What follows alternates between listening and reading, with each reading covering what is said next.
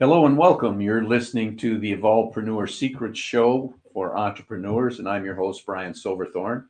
And as always, it's my mission to help entrepreneurs achieve what they want through their businesses and to navigate the sometimes messy worlds of startup, growth, or relaunch. And today we're going to dig deep with our guest and get some great concepts and strategies to help you fast track your business. And our special guest today is Kristina Mand-Lakhiani.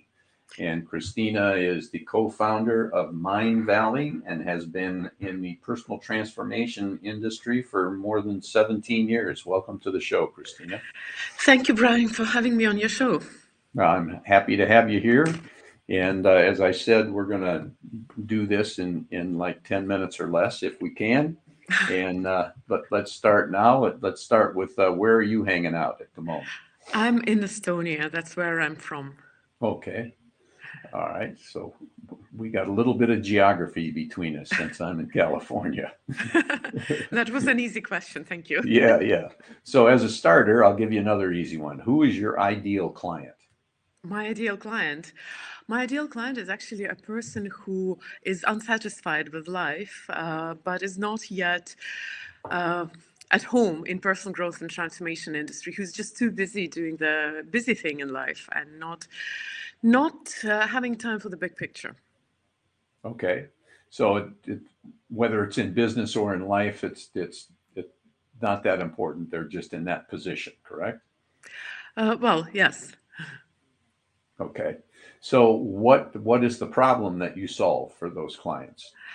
Well, I could answer it from two points of view. First of all, as a co-founder of Mindvalley, as an entrepreneur, that would be one answer. But I'm also an author and a speaker. And as an author, I would say I think my mission is to help people learn to love themselves again, because this is, in my opinion, the biggest problem of humanity, that we have unlearned the self-love and we substitute it with chasing lights and hearts and approval and proving something to someone.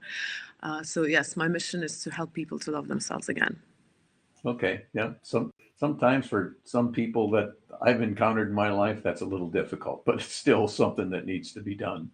Uh, So, what are the symptoms of your ideal client? Or what symptoms are they experiencing that may cause them to reach out to you? Uh, it's interesting because the way you ask questions is very marketing oriented, and I dedicated 15 years of my life to marketing until I shifted to becoming an author. But speaking of symptoms, I would say that it is the general feeling of being stuck, of being in the dead end. Like, you're chasing all the right things, because every human being, every contemporary human being in the Western society knows what it means to be successful. So we kind of, as soon as we are born, as soon as we we understand something, we're given this tutorial to success, and we start going for it and doing all the right things, checking all the right boxes, knowing our goals, and going full steam ahead, and still feeling stuck and unhappy and unfulfilled at some point. I think in two words, it's called midlife crisis, only it happens in different ages. Okay. Yeah, you're right. These probably do sound like marketing oriented questions, but they're the people that listen to this show are entrepreneurs and they Mm. like to hear the answers to these questions in a way that helps them with their businesses. So that's kind of the intent behind them. Um, Go ahead. No, I get it. I understand. Actually, it's interesting because I haven't been in the employ of a marketer or, uh, well, when you're an entrepreneur, you're always an entrepreneur. You sleep as an entrepreneur. You wake up in the morning as an entrepreneur. Hmm. But yeah, it's challenging in a way because it makes me be more sharp, and I like to be many worded. Well, good. Okay, so when excuse me, when you start working with your clients, um, what are the biggest mistakes that you find they're making once you get started working with them?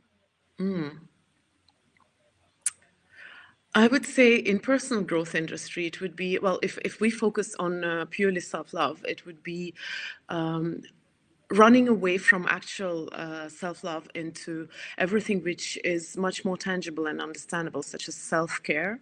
Very often we say that self-love starts with taking care of your body well, but very often it ends there as well. So for example, if you don't have a good night's sleep, if you get stressed, anxious, or if you eat that pizza, that proverbial pizza, do you still love yourself? So I think one of the biggest mistakes is actually misunderstanding the concept in itself. We think that there is such a thing as too much self-love, that you can become selfish, and you can become indulgent or complacent.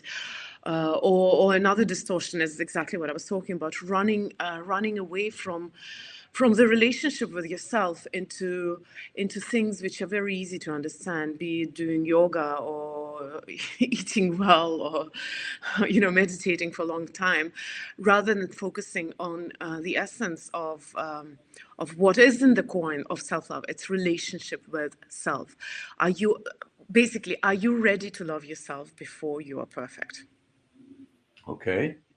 That may be that's an interesting concept. How does somebody know when they're ready?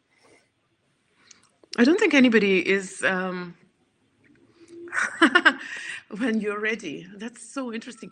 People come into our industry, into personal growth and transformation, for mostly one big reason, which marketers love, actually, from big pain. The proverbial what keeps you awake at night. And unfortunately, most of the people come to doctors when they're too sick, and to psychotherapists when they're suicidal, and to personal growth when they're at the bottom of their life. Is everything fine? Can you hear me well? Yeah. Okay.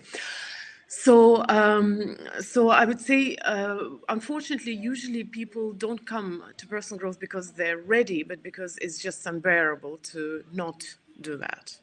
They come from big pain. But of course, there are other ways to find path to self-discovery. And I think my favorite fuel for growth and transformation is curiosity. So people who stay curious, who stay young at heart and wondrous. My mom is like that. I love traveling with her. Whenever she comes to a new place, she is in such awe. She's like, oh my God, this is so amazing. And I think these kind of people, they naturally gravitate towards personal growth and transformation as well, because they're curious. Okay. Those two things I understand: being curious and staying young at heart, and I fully agree with that. Uh, so we got about 4 minutes left here. We're doing good. So what is when you what's one thing that somebody could do that maybe is considering reaching out to you? What could do? What could they do right now that would help them out? Help them out on their own. Yes. Um, I would say, I would quote that's one of my favorite quotes. It comes from the movie, from Cinderella. Cinderella's mother said to her daughter when she was dying, she said, have courage and be kind. And I think these things are amazing. Have courage and be kind. This is what keeps you moving, but also keeps you strong in that movement. Okay. That's excellent advice. I didn't realize that was hidden in the movie Cinderella, but that's good to know. So, where can people find you if they're interested in the kind of help that you offer? So, as a co-founder of Mindvalley, I would say Mindvalley, of course, Mindvalley. It's my main baby. But Mindvalley is a is a publishing platform, so we have a lot of authors. If you want me personally, it's Instagram, Kristina Mand, and my name is spelled very oddly, Kristina with a K. It's Estonian way of spelling it. Okay. So in Instagram, and was it a website that you mentioned, or Well, Mindvalley has several Mindvalley? That's it. platforms, yeah. Right. But if you Right. Google, you'll find it. Okay. Great. Thanks for that. So, we're talking a little bit about entrepreneurs, and that's what this show is all about. And all entrepreneurs have challenges, even the ones that are in the 6, 7, and 8-figure earning category. But do you have any big problems that need to be addressed in your personal business? Well, my business has been around for a long time, and it would require half a day to go through all the challenges, lessons, problems, everything that has happened in all these times. Currently, no, I'm content where I am. I think that I've moved from the category of building a business into a category of solving humanity's big problem, of having a mission of creating a movement. But as an author, I'm planning to launch a book, and there's always a support with my book is always welcome. Okay, well, good for that. So here we're getting toward the end.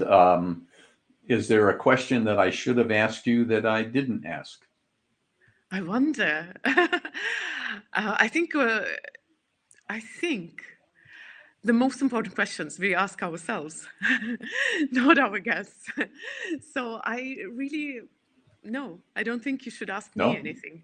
No. Okay, well, let's ask you this then. Do you have any final thoughts for our listeners?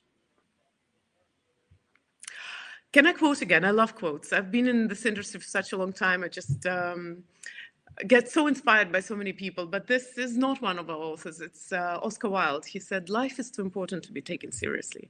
And I think this is something which contemporary society sometimes forgets. We take things maybe a little too seriously, and that kind of prevents us from being genius. So have fun, enjoy the process. Life is not about a destination, it's about the process, it's about the dance. And so is business, in fact. I think business and life are so intertwined for me. So business is in a way a lifestyle. So life is too important to be taken seriously. Enjoy it. Good. We can end with that quote by Oscar Wilde. So Yes. that's a wrap on another great guest episode of the Evolvepreneur Secret Show for entrepreneurs. And just before you leave, if you liked it, please give us a 5-star rating. And if you would be so kind, maybe share it with a couple of friends. And if you want to make sure that you stay in touch with all the shows that are available, go to evolvepreneursecrets.show. And if you're an entrepreneur, put your next great idea in motion today.